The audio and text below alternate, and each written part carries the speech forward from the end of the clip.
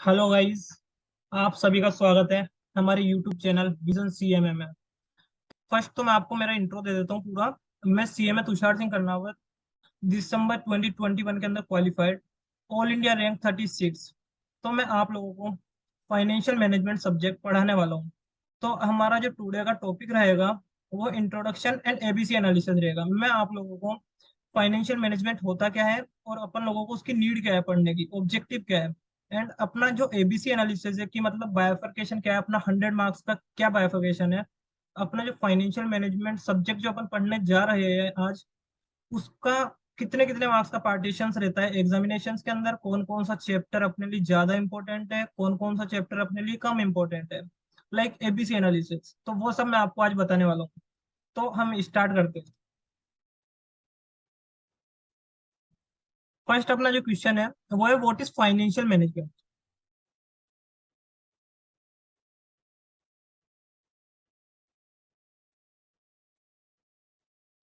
तो financial management क्या होता है? इट इज ए एक्टिविटी, ये एक एक्टिविटी है जो कि कंसर्न करती है with planning and controlling. Two words है, planning and controlling of the firm's financial resources. मतलब फाइनेंशियल मैनेजमेंट क्या है? फाइनेंशियल रिसोर्सेज जो होते हैं अपने फर्म के, उसको प्लानिंग एंड कंट्रोलिंग के बेसिस पे कंसर्न करना। ये एक एक्टिविटी है जो कि फाइनेंशियल रिसोर्सेज को फर्म के अंदर प्लानिंग एंड कंट्रोलिंग के बेसिस पे क्या करती है, कंसर्न करती है। सेकंड अपना क्वेश्चन है, what is objective of financial management. What is objective of financial management. Second question, what is objective of financial management. It is the name which is suggested by management of finance. ये एक name है financial management जो कि कौन suggest करता है? Finance management.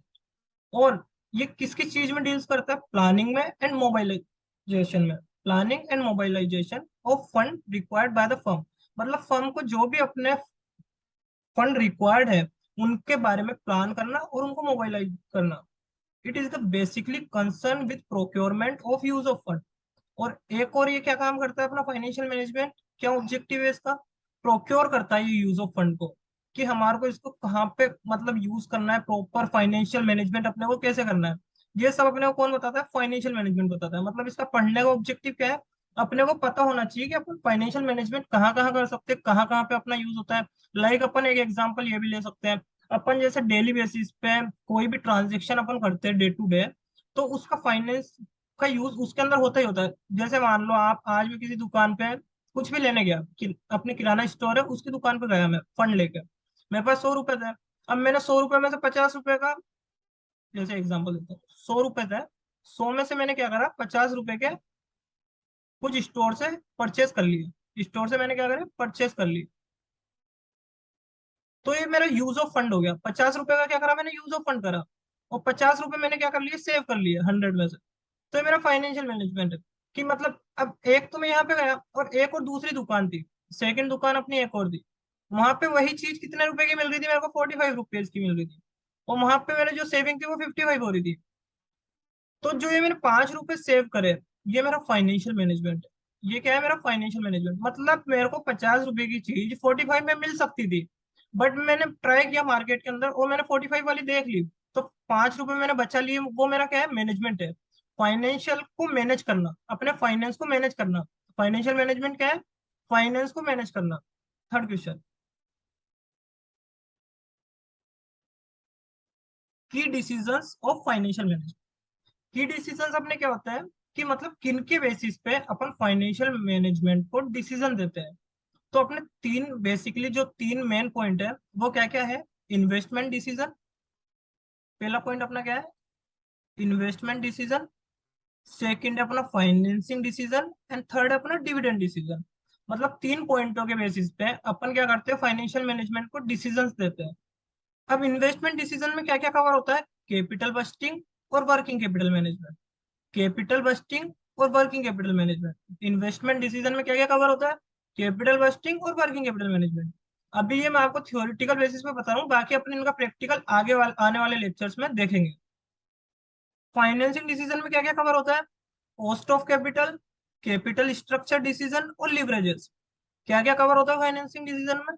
Cost of capital, capital structure and leverages. And third and last अपना क्या है, डिविडेंड डिसीजन। डिविडेंड डिसीजन में क्या क्या कवर होता है, dividend policy and return earning, dividend policy and return earning. तो हमने ये देखा, अपन ने क्या क्या देख लिया अभी, एक बार मैं रिपीट कर देता हूँ आपको। हम्म फर्स्ट अपन ने देखा definition of financial management. Financial management होता क्या है, अपन पढ़ने तो जा रहे हैं सब्जेक्ट को, बट अपने को पता तो होना चाहिए ना कि सब्जेक्ट पढ़ क्यों रहे हैं अपन, अपना ऑब्जेक्टिव क्या है सब्जेक्ट को पढ़ने का। तो वो चीज मैंने बताई कि फाइनेंशियल मैनेजमेंट क्या होता है, प्लानिंग करना और कंट्रोलिंग करना एक एक्टिविटी के अंदर, किसको, फाइनेंशियल रिसोर्सेज को फर्म के अंदर। ओके, उसके बाद अपन ने देखा था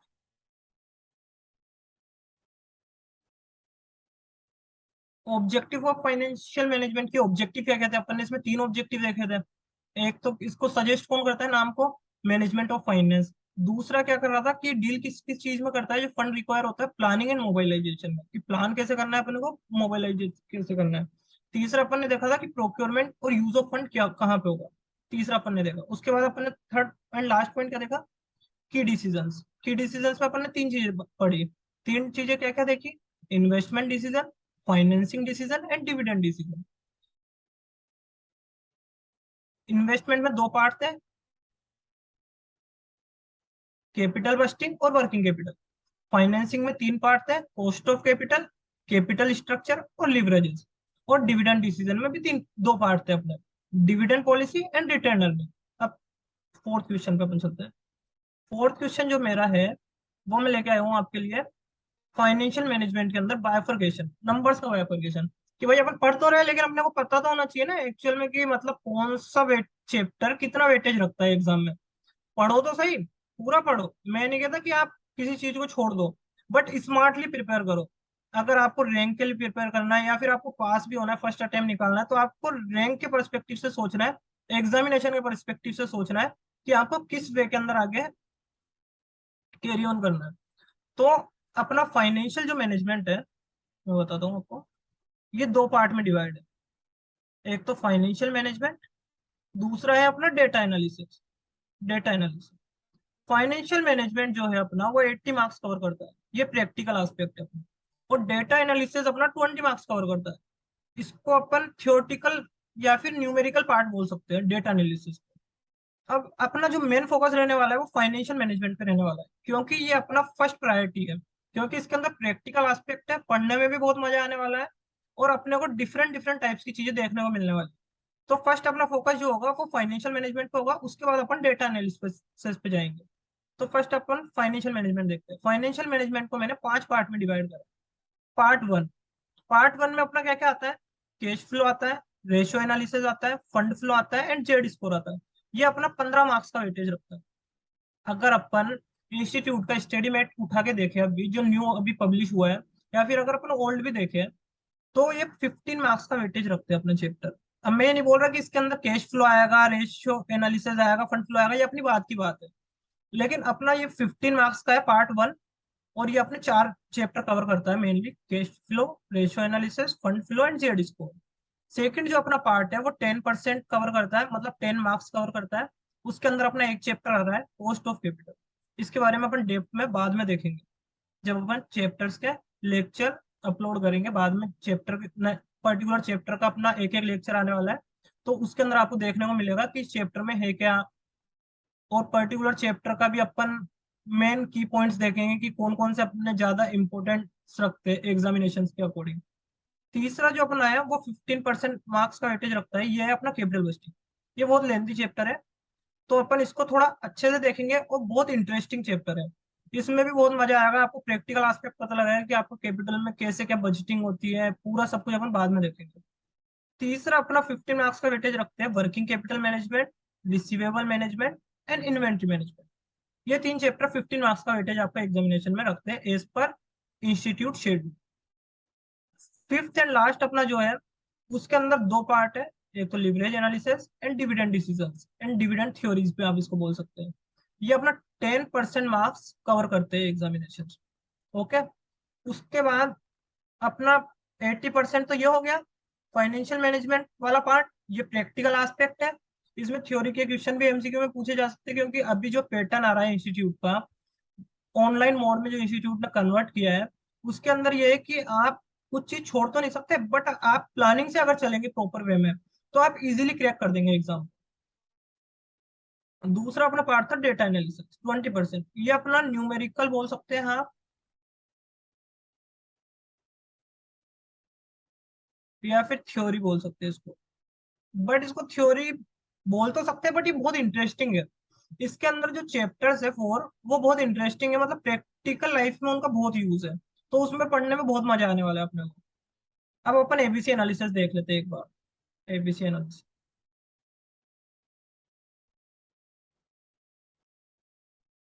कि अपना एबीसी एनालिसिस अपने को प्रायोरिटी बेसिस पे, मतलब अपन किस वे में आगे मूव ऑन करेंगे। तो एबीसी एनालिसिस अपना क्या होता है? एबीसी एनालिसिस अपन इसलिए करते हैं क्योंकि जब एग्जामिनेशन टाइम पे अपन लोगों को एक दिन मिलता है, एक दिन में भी अपने मतलब रेगुलर 8 डेज में 8 एग्जाम्स होते हैं, तो अपन एक दिन के अंदर सब कुछ कवर नहीं कर सकते। तो एबीसी एनालिसिस से अपन को ये हेल्प मिल जाती है कि अपन एग्जाम के एक दिन पहले वो चैप्टर कवर कर लेते हैं जो अपने एग्जाम में आने ही आने वाले हैं। मतलब वो 100% एग्जाम में अपने को मार्क्स कवर करेंगे और काफी अच्छा वेटेज रखते हैं। तो वो अपन एबीसी एनालिसिस करके बता देते हैं आपको। एबीसी एनालिसिस में ए जो अपना है उसके अंदर लिवरेज एनालिसिस,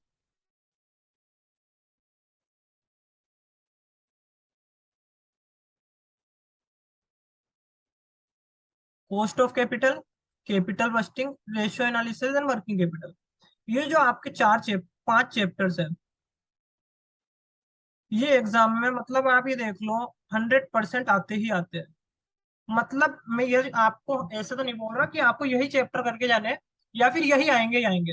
बट अगर आप पास्ट पैटर्न उठा के देखें, या फिर कम अपने जो इंस्टीट्यूट के अंदर अब तक पेपर आए पास्ट 5 ईयर्स के, उनका ऑब्जर्वेशन करें तो आपको इनके क्वेश्चन हर पेपर में मोस्टली मिल जाएंगे। मैं नहीं बोल रहा कि 100% आता ही आता है, ये ऐसा हो भी सकता है कि किसी एग्जाम में नहीं भी आए। बट अगर पास्ट ऑब्जर्वेशन के अकॉर्डिंग मैं आपको कहूँ तो इनके अंदर ये बहुत अच्छा वेटेज रखते हैं। जैसे कैपिटल बस्टिंग है, इसका क्वेश्चन आपको देखने को मिलेगा ही मिलेगा। रेशियो एनालिसिस का क्वेश्चन आपको देखने को मिलेगा। कॉस्ट ऑफ कैपिटल आपको दिखेगा ही दिखेगा एग्जाम में। लिवरेज एनालिसिस आता ही आता है। तो मतलब ये चैप्टर ऐसे है जिनको अपन को प्रायोरिटी बेसिस पे सबसे पहले कंसीडर करना है। तो इनको अपन सबसे पहले कंसीडर करेंगे, उस वे में अपन एबीसी एनालिसिस के अकॉर्डिंग आगे मूव ऑन करेंगे। Second B part. बी के अंदर क्या है? Fund flow, receivable management, inventory management and dividend decision. इनका क्या है? ये एक अटेम्प्ट में आ गए, फिर दूसरे में नहीं आए, फिर तीसरे में आ गए, फिर चौथे में नहीं आए। मतलब इनका फिक्स नहीं है कि ये हर अटेम्प्ट में अपने आएंगे ही आएंगे। ये एग्जामिनेट जो अपना एग्जामिनेटर मतलब जो एग्जाम के अंदर पेपर सेट करता है अपना, उसके माइंड पे डिपेंड करता है कि वो ये दे भी दे नहीं भी दे। मतलब इनका फिक्स नहीं है कि ये आएंगे ही आएंगे। ये कभी तो आ जाते हैं कभी नहीं आते। तो अपन इसको बी पार्ट के अंदर रख के चल रहे हैं। इससे अपने को क्या होगा? सबसे पहले अपन ये 5 चैप्टर कवर करेंगे, उसके बाद अपन इस पे जाएंगे, फिर अपन इस पे जाएंगे। तो इसमें क्या क्या आ रहा है? अपना फंड फ्लो आ रहा है, रिसीवेबल मैनेजमेंट आ रहा है, इन्वेंट्री मैनेजमेंट आ रहा है और डिविडेंड डिसीजन आ रहा है। इसके बाद अपन चलते हैं सी पार्ट। सी पार्ट में अपना एक तो जेड स्कोर आ रहा है and other remaining chapter. Other remaining chapter like theory वाले चैप्टर हो गए अपने, या फिर कुछ ऐसे चैप्टर हो गए छोटे जो एग्जाम के अंदर बहुत कम वेटेज रखते हैं। मतलब बहुत कम in the sense 5 to 6% weightage रखते हैं। मतलब अपना पेपर जो है वो 120 का 8 के समथिंग आता था पहले, अब शायद 120 का आ रहा है। तो 120 का अपना जो पेपर आ रहा है उसके अंदर ये 5 to 6 मार्क्स का वेटेज रखते हैं। ये जो चैप्टर है 5 to 6 मार्क्स का वेटेज। और बाकी अपना जो 100 मार्क्स का वेटेज रखते हैं उसके अंदर अपना ये जो ए वाला पार्ट है ये बहुत ज्यादा वेटेज रखते हैं। मतलब ये आपको देखने को मिलेंगे ही मिलेंगे। इसके अंदर आप एक चीज और ऐड कर सकते हो नीचे, शायद रह गई वो, कैश फ्लो। ये चैप्टर भी एग्जाम के अंदर बहुत अच्छा एडवांटेज रखता है और बहुत अच्छा मार्क्स स्कोर करता है। मतलब हर अटेम्प्ट में आपको देखने को मिल जाएगा कैश फ्लो का क्वेश्चन। और इसका एक एडवांटेज कैश फ्लो पढ़ने का आपका ये भी है कि अगर आप यहाँ पे पढ़ लेते हो तो आपको कॉस्टिंग या फिर आपका कंपनी अकाउंट्स करके एक चैप्टर है, अभी शायद उसका नाम चेंज हुआ है, कंपनी अकाउंट्स, उसके अंदर भी ये 8 मार्क्स का वेटेज रखता है। 8 मार्क्स का वेटेज रखता है। मतलब अगर आपने यहाँ पे इसको अच्छे से पढ़ लिया तो आपका दो जगह मार्क्स कवर हो गए, एक 8 मार्क्स तो यहाँ पे और दूसरे 8 मार्क्स यहाँ पे। मतलब कितने मार्क्स आपने कवर कर लिए एक जगह करके? 16 मार्क्स। मतलब 16%। 16% मार्क्स आपके कवर हो गए। मतलब अगर आप कैश फ्लो को यहाँ पे सही से कर लेते हो फाइनेंशियल मैनेजमेंट में, तो आपके 16 मार्क्स आप स्कोर कर लेते हो एग्जामिनेशन के अंदर।